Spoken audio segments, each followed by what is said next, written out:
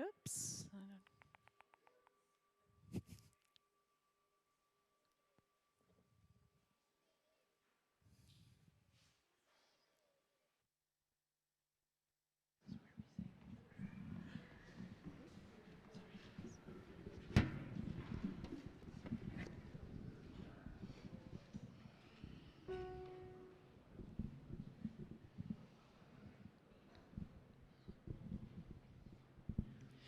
Your children are not your children.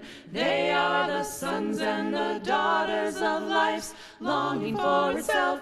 They come through you, but they are not from you. And though they are with you, they belong not to you. You can give them your love, but not your thoughts. They have their own thoughts. They have their own thoughts.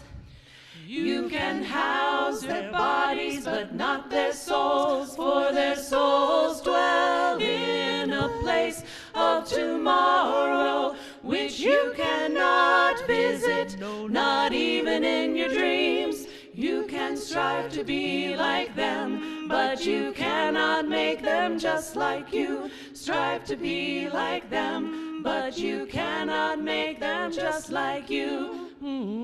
Your children are not your children. They are the sons and the daughters of life's longing for itself. They come through you, but they are not from you. And though they are with you, they belong not to you. You can give them your love, but not your thoughts. They have their own thoughts. They have their own thoughts. You can house their bodies, but not their souls, for their souls dwell in a place of tomorrow, which you cannot visit, not even in your dreams. You can strive to be like them, but you cannot make them just like you. Strive to be like them, but you cannot make them just like you.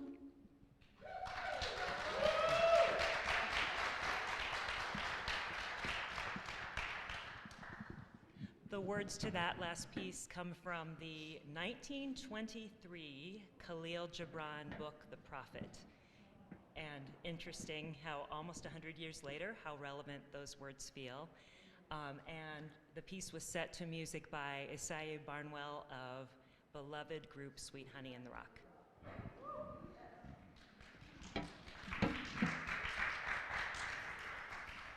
Isai Barnwell is also a Unitarian Universalist, for those of you who may not know that. Member of the church in Washington, D.C. Good morning, everyone, and welcome to the Boulder Valley Unitarian Universalist Fellowship. I'm Reverend Lydia Ferrante Roseberry. I'm joined today by Service Associate David Bumay, a few of our parents from the congregation, and some of our new members will be joining us today. Amy Austin, Shelley Barnard, Debbie Larson, and Mary Stagpole are providing music, along with our tech team, Bill Beachley, Boone Kowalchuk, and Karen Griglak on Zoom. Hi, Karen, and all the Zoomies. As I say our welcome words today, whether you are on Zoom or here in person, take a look around at this beloved community that gathers here with you. You are all welcome here today. In all the beauty of languages, cultures, skin tones, shapes, and sizes that come together in your uniqueness, you are welcome. You are welcome here with all of your abilities and all of your challenges. In all the ways that you experience and express gender, you are welcome here. In the beauty that is who you love and how you love, you are welcome here. In all the ways you make your living and all the places you are from, you are welcome here. with all of the traditions that inform your spiritual life. You are welcome here. No matter how long you are away, nor how soon until you return, you are welcome here. And whether you come with laughter in your heart today or you come with tears, you are welcome here. You are invited to join us with an open mind, a loving heart, and willing hands. We welcome you today.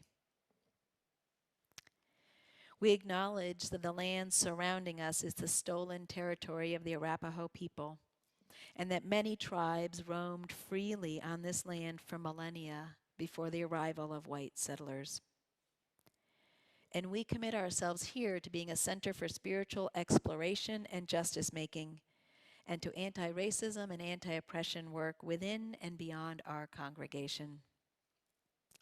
If you're new here, we are glad you found us and hope that even in this multi-platform community, you can experience the warmth and the love of this congregation. Each Sunday is different here, so please come back a few times to really get to know us. We have many opportunities during the week for social connection and spiritual growth and justice making. Those on Zoom can check out the links that are going into the chat right now. Those in person can find a newcomer QR code in the back of the hymnal or stop by the welcome table following the service to get more connected. As you saw on the slide, today's service raises awareness of the impact of mental health challenges in and within families. As always, you are invited to take care of yourself during this service, stepping out if you need to, and don't hesitate to reach out to me or to the pastoral care associates if you need any support. We are getting busier here at the fellowship as things open up. So after today's service, those of you who are in person are, there's a few different options here. If you're here in this, you can stay here in the sanctuary and get a budget presentation we'll be voting on the budget in a couple of weeks on June 4th. And in the coffee hour in Fellowship Hall, there'll be a cake to thank our stewards for having such a successful pledge drive. Yes, yeah, thank you. It was amazing. So make sure you thank your stewards personally, and we'll be talking more about the pledge drive during the service. Thank you. And you can get your cake and don't bring it into the sanctuary, but don't miss out on cake to go to the budget presentation, or don't not go to the budget presentation because you want cake. And finally, after the coffee hour winds down, we'll be doing a presentation on the 8th principle, which is a UU principle on anti-racism that congregations are being asked to support. And we'll be doing that in the fellowship hall, so you can join us for that. Everybody on Zoom is invited to stay for virtual coffee hour as well and chat amongst yourselves in the Zoomiverse. Due to rising COVID transmissions, we're encouraging people to keep their masks on as much as possible, definitely in the sanctuary. And even during coffee hour, if you could try and keep it on as much as possible and just take it off to eat or drink. And now I'll light our chalice.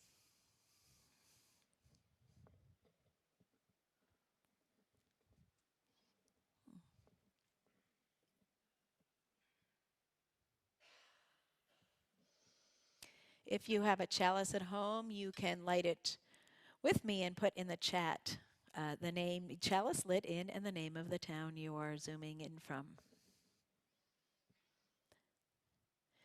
Please join me in our words. We light this chalice for the warmth of love, the light of truth, and the energy of action.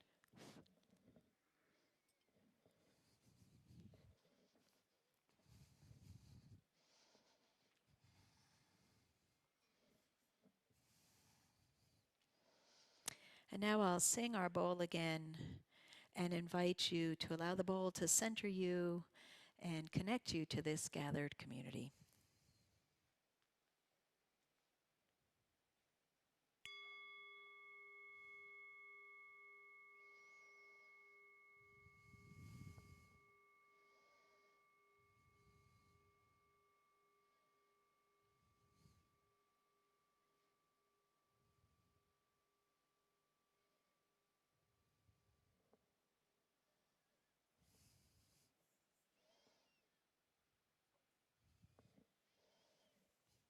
We're beginning our service today with a new member ceremony. It is always my honor to welcome new members, to get to know them in the Path to Membership class. And we have 10 people who are joining in this April Path to Membership class. And many of them are here this morning, and I'm going to invite you to come forward. And we'll start by introducing Holly Ann Giffen, our co-chair to Path to Membership, and Scott Yeomans, if you would come up as well. So new members, come on up. And I will, of course. It's like my blankie, though. Good morning, y'all. I'm Holly Ann Giffen. I'm the Path to Membership co-chair with the incredibly organized and very planful On the Ball Sharon Harden. We are here to welcome and covenant with some of the individuals from the April class, our first in-person Path to Membership class in 2 years. Very exciting. Yay. Yes. As they become members today. I am so grateful to have them, and our community will be nourished by their presence. Their photos and some information about them will be sent out, I believe, on Monday, getting a glimpse of their passions and their stories.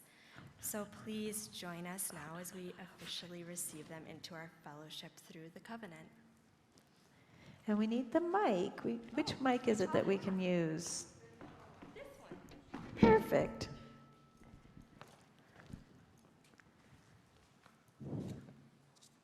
I'm going to this will help. I'm going to ask each of you just to say your name and the town you live in. That helps us connect with other people around here. And then again, pay attention to when their bios come out. You'll be seeing more information about each member. Hi, I'm Whit Goodrich with my wife Elizabeth from Louisville. I'm Elizabeth. I'm Suzanne Arms, and Bob and I live in North Boulder. I'm Marilyn Leist, and I live in Indian Peaks West. I'm Gail Beek, and I live in Louisville. Stephanie McLaughlin, and I also live in Louisville. I'm Jim Mariner. I come from Colorado Springs last summer, and thanks to people like Paula Gibb, found this place. I'm Fred Ells, and I'm just like returning. I'm still on the book. I was a member at the Masons Hall, and I brought my little shrine with me. Thank you. So nice to see you all. It was a real pleasure to get to know this class, so I'm looking forward to you all getting to know them as well. Well, it's my hope that as a member of this congregation, each of you will allow yourselves to be known and to know others, to minister to and to be ministered to love and to be loved by this congregation. The relationships we form in this fellowship are based on the needs of the heart or the needs of the soul, needs that can render each of us vulnerable at times and incredibly courageous at times. Now, you know that we don't require you to sign on to any creed to be members of a Unitarian Universalist congregation, but we are covenantal, and we do ask that you explore your own lives, for your own depth and meaning, and use this congregation as a way to deepen that exploration. And so it means it's not always a very easy religious tradition. So I'm just going to warn you now. If that makes you want to turn and run, you can not sign the book. But we're going to ask you to really explore and invite you into that exploration with us. And as a covenantal community, we share our aspirations based on the 7 principles of Unitarian Universalism, but also based on what we covenant to in this congregation and our goals and our visions. We always fall short of them, and what we do in covenant is repair relationship, ask for forgiveness, learn and grow together. So that's my hope in your joining us here, that you will be a part of that journey that we will be having together. I'm going to invite Scott to begin our new member covenant, and you'll see it written up on the slides. Good morning. I'm Scott Yeomans, President of the Board of Trustees. Can you hear me okay? Oh, great. Thank you.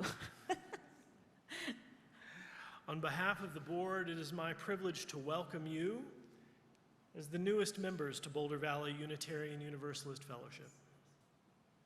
We hope you find with us a place where you can both nurture your spirit and be part of the healing of the world. Will the new members please speak your parts, whether you're in the sanctuary or muted on Zoom?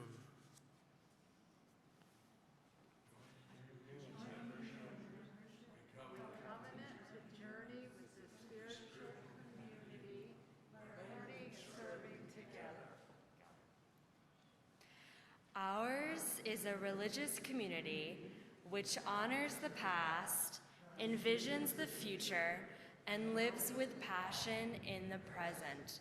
As we welcome you among us, we pledge to you our support. You will be cared for, and you will be asked to care for others within and beyond this community.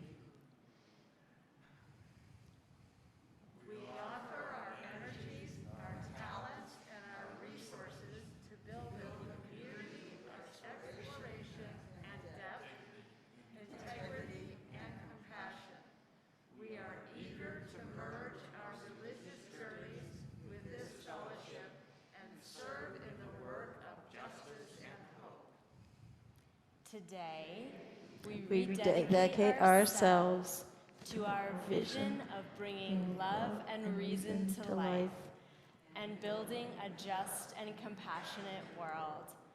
Together, we can make our congregation a model of our vision for the larger community. In the spirit of love and freedom, we have affirmed our intentions to help and encourage one another. May the relationship we have recognized today be a source of strength and joy to us all. Yay! So we invite you to receive a gift. You'll be getting a chalice, which is made by one of our members, Al Paparella. And also to sign the book while we receive a musical gift from our, what are they called?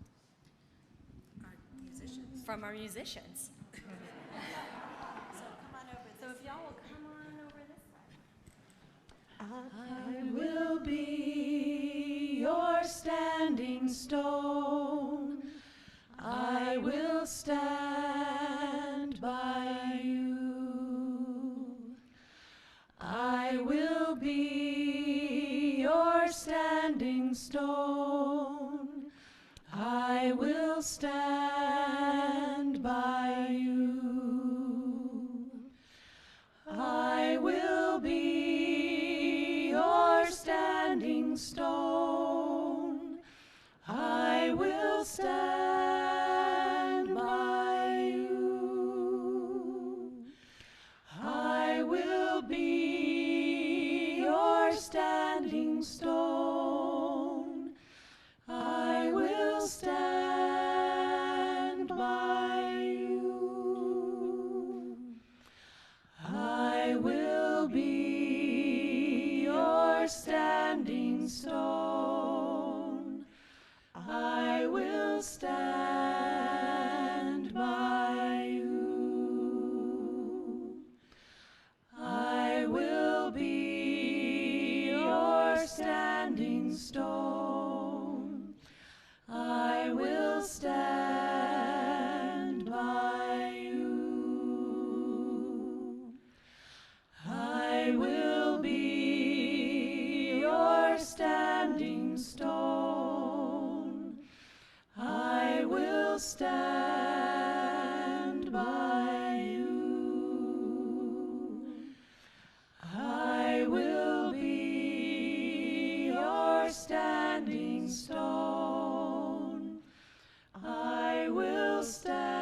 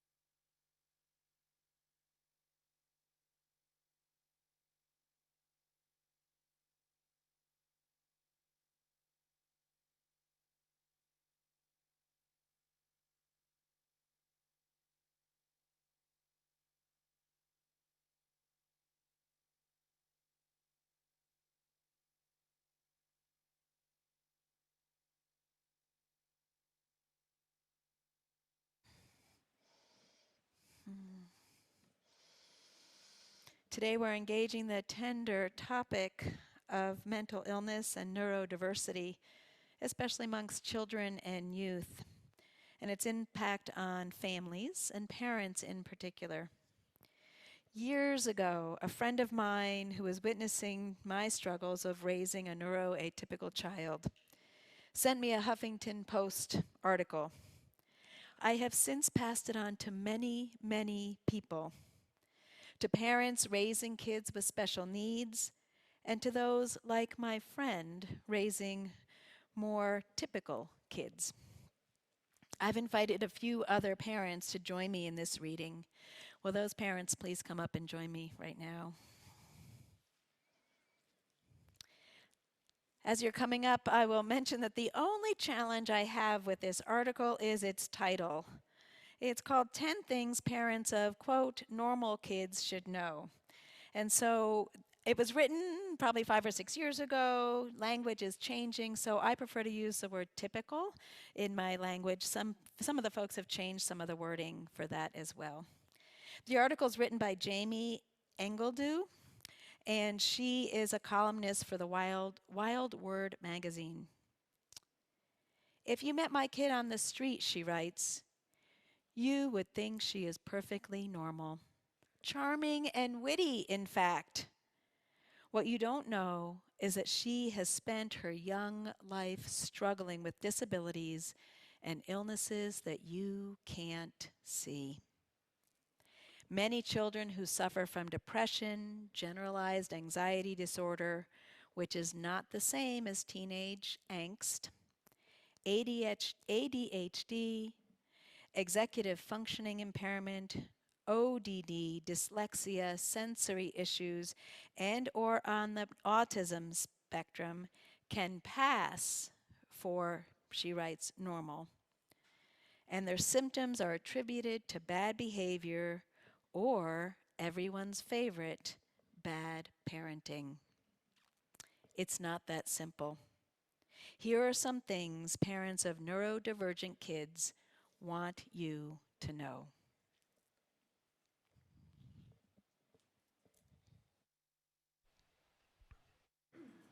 Number one, the problem is not that we or our children just aren't trying hard enough. The truth is they're struggling against overwhelming difficulties, and it's exhausting. So many of them are exhausted from holding it together at school every day.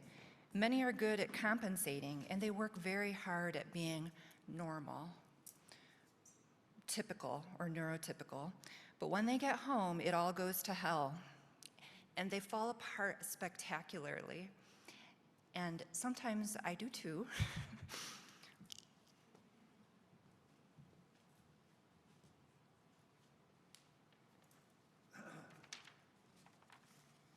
Number two, we've tried everything. Please don't tell us we should just try this or that our child should be doing that. Don't you think we've tried every solution under the sun? Don't you think we worry every minute of every day that our child is not where they need to be and wonder how in the hell they will make it in this world? We have. We've considered every fix imaginable. We are never, ever without worry. And for many of us, it could continue for their whole lives. Also, we are so often not believed or trusted by teachers, doctors, school administrators, and mothers-in-law. We have to fight for every single accommodation, every doctor referral, insurance coverage, everything. Number three, we've agonized over the decision to medicate. No parent just casually makes the decision to put their kids on medication, especially stimulants that are controlled substances. We don't do this so we have an easy fix, as if going to the pharmacy every month, shelling out the money, and getting your kid to swallow a pill every day is easy. We've talked with doctors and teachers We've had them tested. We've filled out 1,000,000 forms. We've lost sleep at night, wondering if we've made the right decision.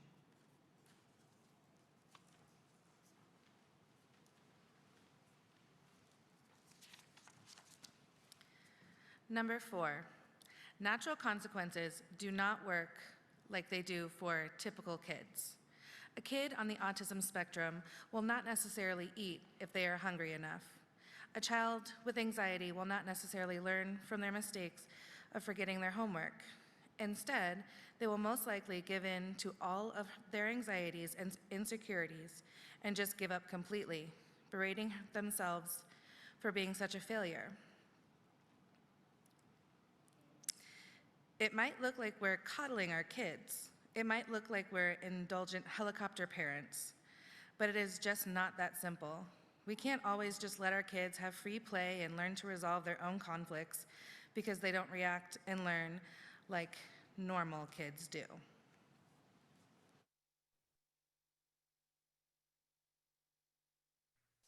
Number 5, a top-down authoritative approach does not work for these kids. Attempts at that kind of parenting will likely lead to increased anxiety or a complete shutdown or a spectacular meltdown. Boundaries and limitations are extremely important, but expecting our kids to change their behavior just because we put them in timeout or ground them is completely misunderstanding the situation.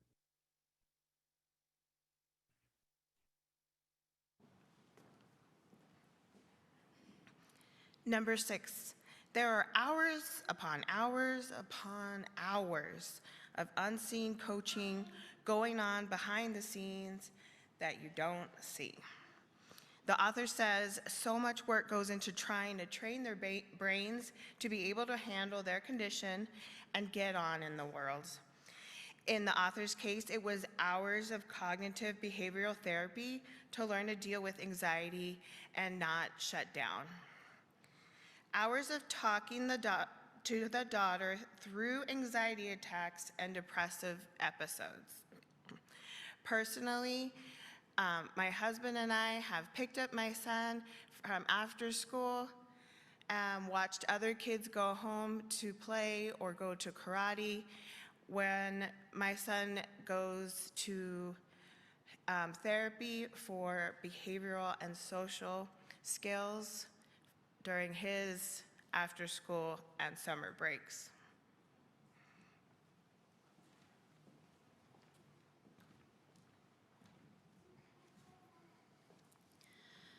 Number 7, if we are late or miss an event, it's not because we are unorganized or we don't respect you. It's probably because there was a screaming fit or an anxiety attack, maybe even in the cuddle room a minute ago, and we couldn't get our kid to leave their room or take a shower or put their shoes on. And I'm 30 minutes late because it took that long to talk my kid through a panic attack, and then I had to take 5 minutes to cry in the car and pull myself together. And we can't always attend events because it's just so hard. And we're already so tired. We're not ignoring you.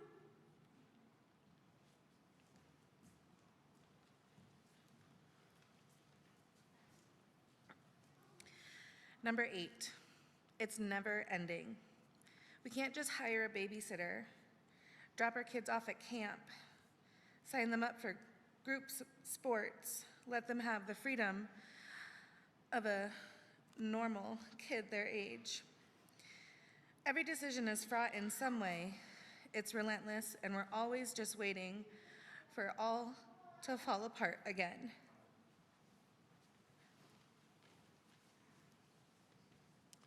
Number 9, we feel alone. It's hard to talk to other parents honestly about our kids and their achievements. Your kid made the honor roll, mine didn't kill herself. Yay. Not exactly good for conversation. Speaking personally, yes, that is hard, and so is the boastful friend's Christmas letter describing the spectacular successes of their children. But for me, the loneliest moments come just seeing a parent and their young children biking to the park. The kids pedaling along together, waiting at street corners, following verbal instructions from the parent following behind them. Just think of all the skills the kids must have to do that. At 28, our son still can't, and that's a sad and lonely thought.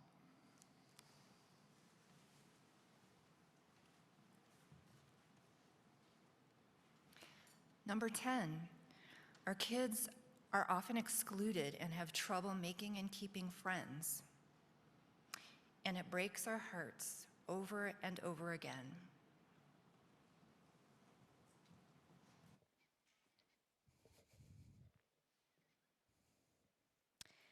Before I conclude with what the author says, I just want to thank all of you for speaking your truth.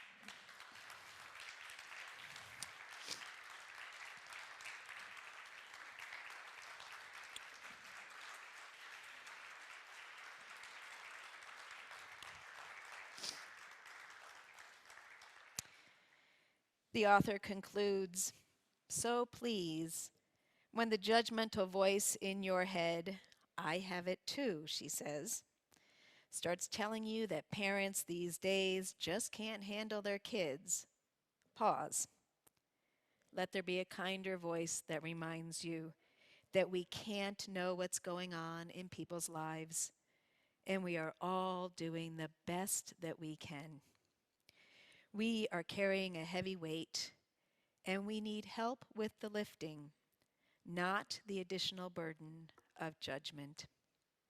So again, thank you for being willing to read this along with me today and share pieces of your lives with the congregation. And I'm going to invite our singers to actually sing. This is for all of you, all of us, all of our families, all of our children who are struggling. We'd also like to invite the congregation to sing this along with us. You'll probably recognize it. And we're going to sing the first verse in harmony. That's comfort. The second and third, sing and shine. We're going to sing the first one in unison, harmony for the second two, and then we'll go back to unison for the last one. So please pick a line, make up your own melody, join us.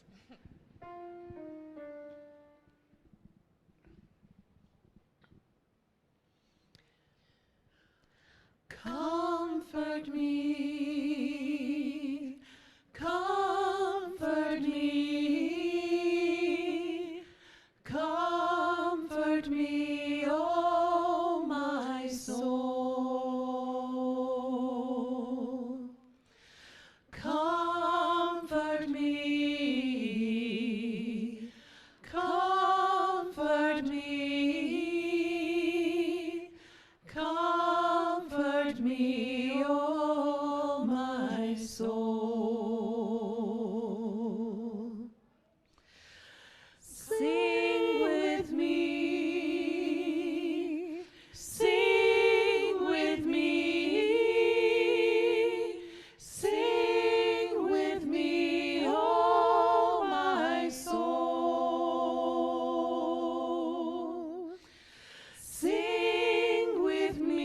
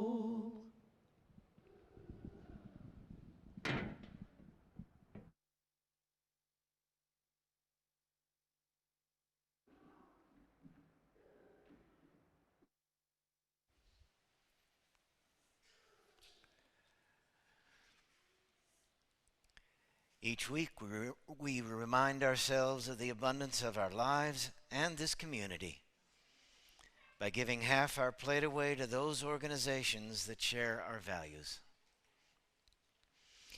The half plate recipient for our service today will be Together Colorado, the statewide interfaith, multiracial organizing coalition of which our fellowship is a contributing member.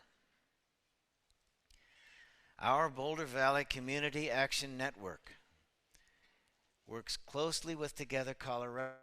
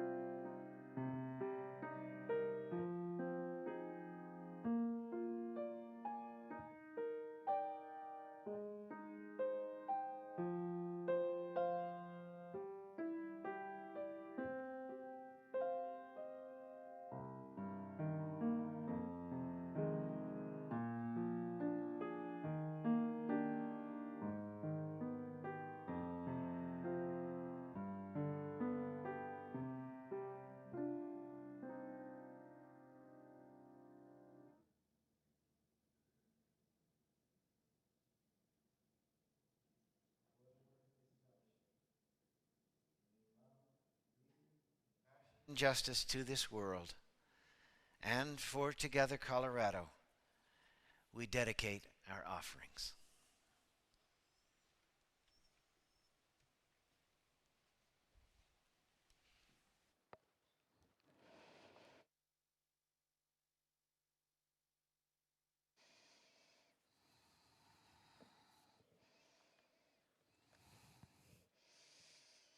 For years, my husband and I have used a bit of a code, an inside barometer that we have to measure what's going on in our own household. Are we inside or outside the bell curve of typical family life? We would jokingly ask each other, maybe after Mother's Day or Christmas or the first day of school or any of those transitions. Are these typical responses to change or holidays? Is the frequency, duration, and intensity of the challenging behaviors with even a vast age-appropriate range?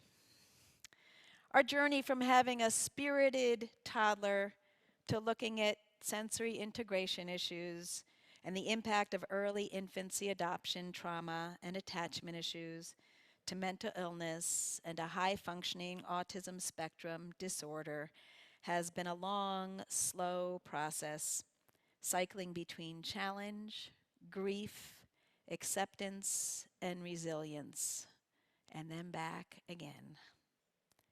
The labels, once helpful for gaining understanding, resources, and support, are becoming less important to my day-to-day parenting, although they remain critically important to navigating the external social support systems.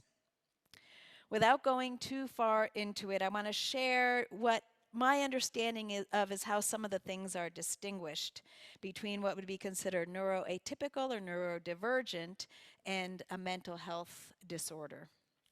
In our medical and social support systems, neuroatypical or neurodivergent is used to describe someone with a developmental disorder, something that they claim has been there since birth, that you can kind of see that the brain is developed differently. Things like autism or attention deficit hyperactivity disorder. Brains, we say, are wired differently. And even though so many of the behaviors are similar and have so much of an impact on daily functioning and mental health issues, things like bipolar disorder, depression, anxiety, and schizophrenia aren't considered there from birth and therefore are not considered as neurodivergent. Now, that wouldn't matter too much, it's just words, except that whether one is diagnosed as being neurodivergent or simply having a mental health issue impacts all kinds of services and financial support available, even though the behaviors and challenges are so incredibly similar.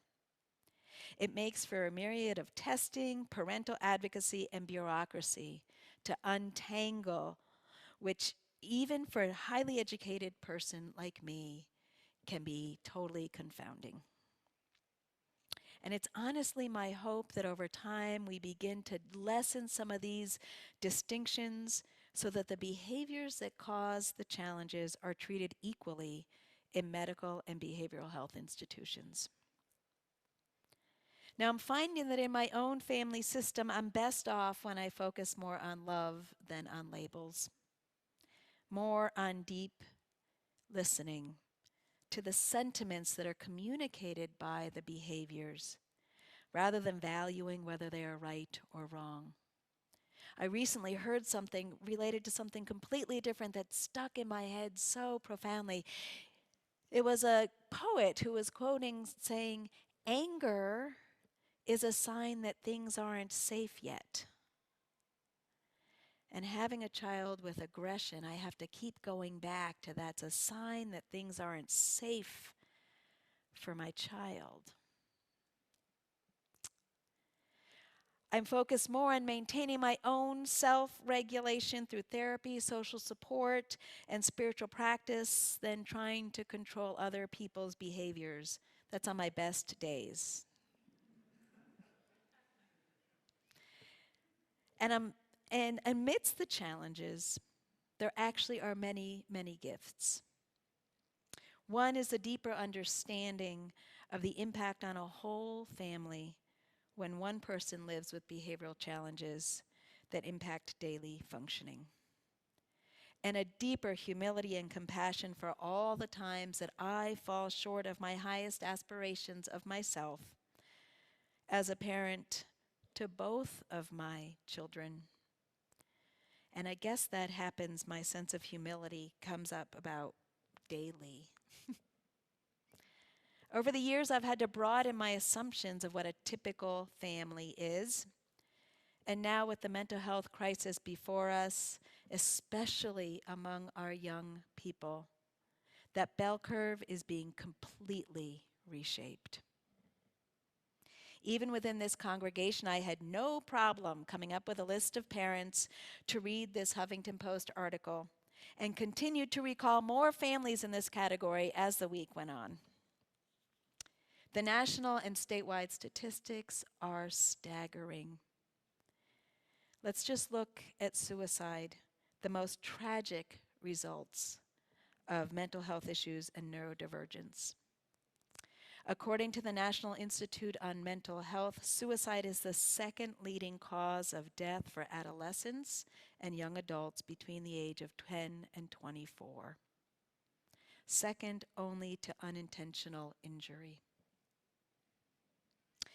A study from the Center for Disease Control and Prevention in 2020 showed that suicide rates increased 51.3% in Colorado between 2007 and 2018, between that same age range, children 10 to 24. And that's 2020, that's before the pandemic and the impact that has had on our young people.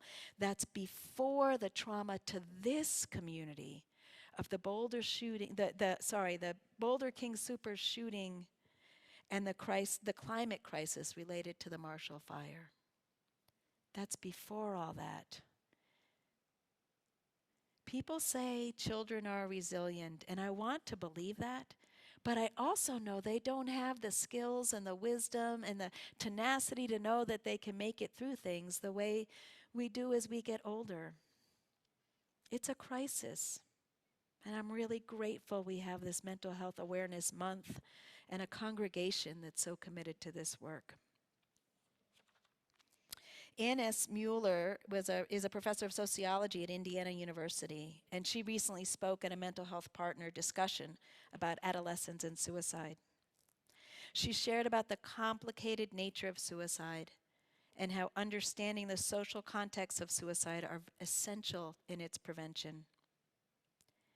Suicide is a complex phenomena. It is an intermingling of biological, social, environmental, and psychological risks. Suicide is likely to occur when three factors co-occur in a person's life: when they feel that they are a burden to others, when they feel like they don't belong, and when they have some capacity to end their life. This leads me to a whole other topic of gun safety, which I will save for another Sunday. Mueller said that the experience of feeling like you don't belong is heightened when you're in early adolescence, when self-awareness is at an all-time high. For folks who don't function day to day like others, that sense of isolation, of feeling like you don't belong, of masking your disabilities is exhausting. Belonging, such a core spiritual value. Being understood just for who we are and how we experience the world. At our best, our congregations can be a part of these safety nets, a part of a multi-generational system of which there are so few left, a multi-generational system for entire families, parents, grandparents, siblings of those with challenges and often misunderstood disabilities. Our talented religious education staff are each cued into this type of educational environment. I encourage each of you to spend some time in the classrooms. It's a quite magical experience, and you'll get to see that and maybe even make one of those connections that could make the difference in someone's life. We can all enhance our awareness and support for people experiencing mental health issues and their caregivers.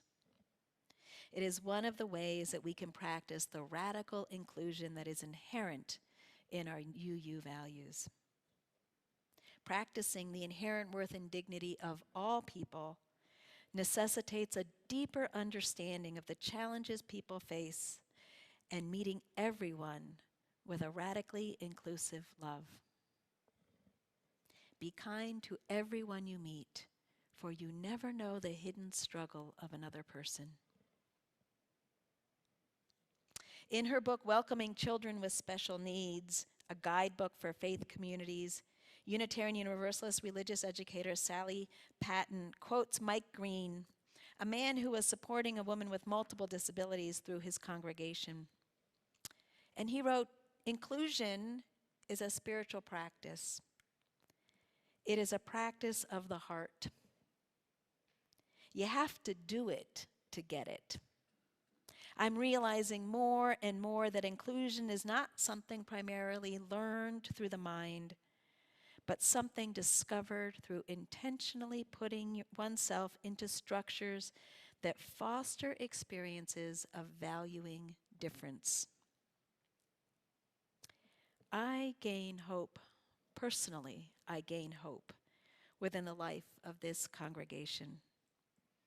In all the ways that we seek to honor individuals, and how when we fall short, we seek to remain in covenant with one another so we can learn and grow and always be widening our circle of concern. It's beautiful and so needed in this world right now, and so needed with our young people. And I also gain hope through our organizing efforts so that we can engage a public conversation and decision makers to begin to make changes to more adequately provide mental health services to meet the increasing demand for them. Just to, think about one mental health issue, when it is easier to buy drugs than to get into drug treatment, we will not stop the addiction problem. I have a friend who lives in Seattle, has a son with a critical mental health issues, and called the mental health crisis responders in Seattle, and it took them a month to show up. I don't know what they don't understand about the word crisis, or what would happen if you called 911 for a physical disability and nobody showed up. But we have such disparity in this system. And those of us who are suffering daily need to know that there are those with the capacity to change the system. So thank you, Boulder Valley Community Action Network and Together Colorado, for what you are doing, because it gives me hope. And thank you, congregation, for all of the ways you stand up to be inclusive and loving. May this continue to be our promise and our prayer. It could truly be life-saving. Blessed be. Amen.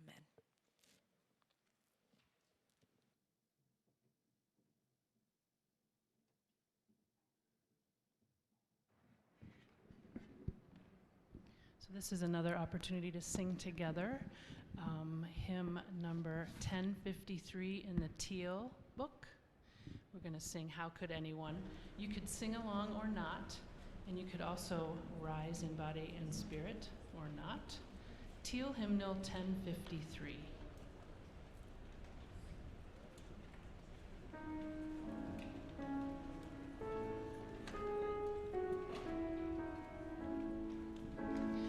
How could anyone ever tell you you were anything less than beautiful? How could anyone ever tell you you were less than whole? How could anyone fail to notice that your loving is a miracle? How deeply you're connected to my soul. How could anyone ever tell you you were anything less than beautiful? How could anyone ever tell you you were less than whole? How could anyone fail to notice that your loving is a miracle? How deeply you're connected to my soul.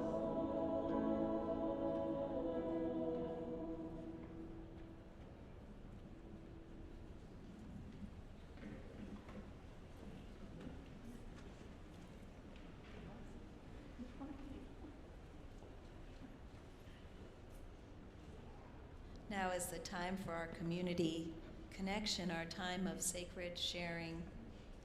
If you're on Zoom and you'd like to share a joy or a concern, type it into the chat and I'll read them at the end of the sharing here in the sanctuary.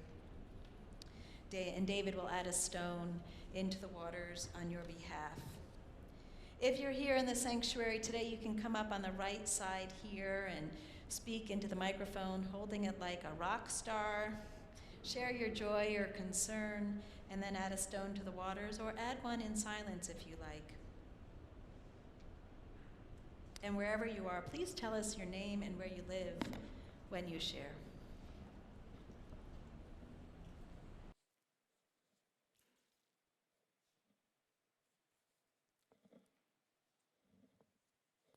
We are running a little bit late today, so I'm going to just close our pastoral prayer time. And David had written something that I'm going to ask you to send out to the listserv. Would you do that, David?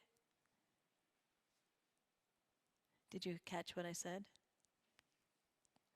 Yeah, it's beautiful, and it's about having a great friend who will help us find ease. And it's a dream he had. We have one more.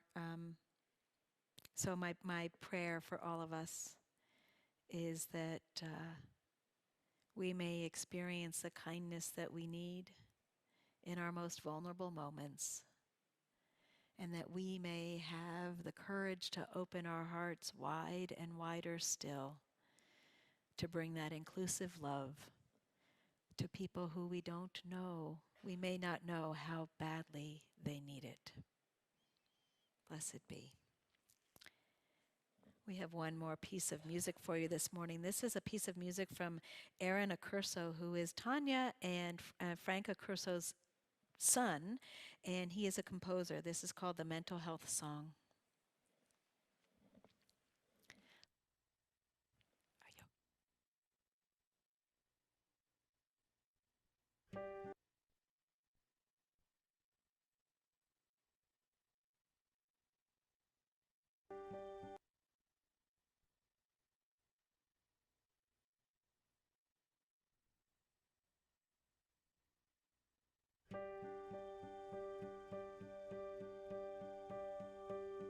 You've carried words that aren't true so long, the labels they put on you.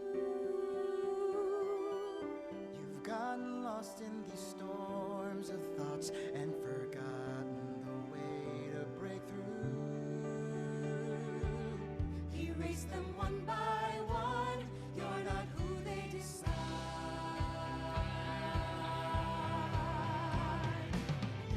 You are enough. You are enough. You're so enough.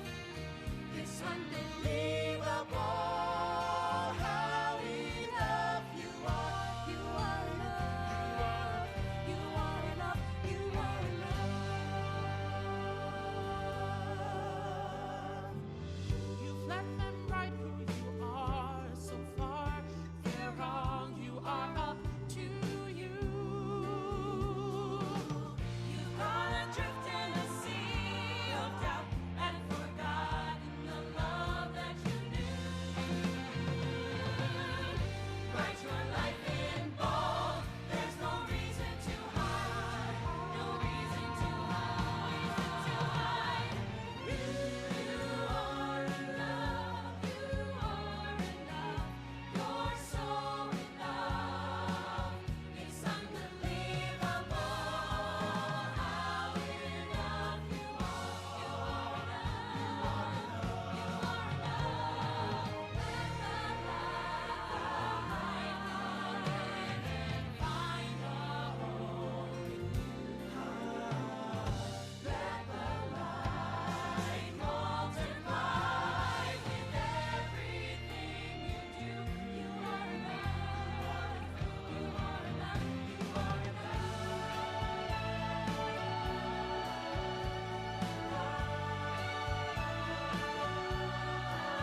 It's unbelievable how enough you are. You are enough. You're so enough. It's unbelievable how enough you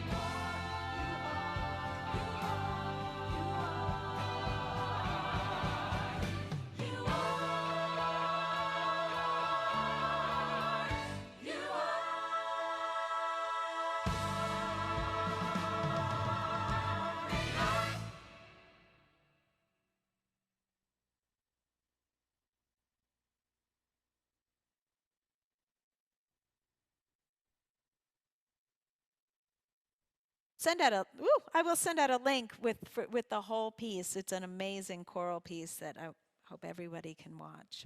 So I made a mistake. There is no budget meeting after this service. I know you may be disappointed, but it will be here next week. It will be here next week. And do remember to sign up for our annual meeting on June 4th. Potluck here, COVID dependent, whether we have a potluck, but that would be at 5 a.m. and the annual meeting from 6 to 8.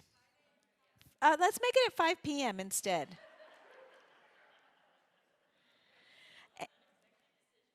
Thank you. And join us in the fellowship hall, those of you who are here in person, for a Thank Your Steward cake and celebration, and a conversation about the 8th principle on anti-racism also happening. And if you are inspired by what we do here and have things to say, you can apply to be a service associate. And that should be out in Connections Weekly. I don't know if there's links in the chat going out, or you can find out at the welcome table. And now I will extinguish our chalice and we will go forth.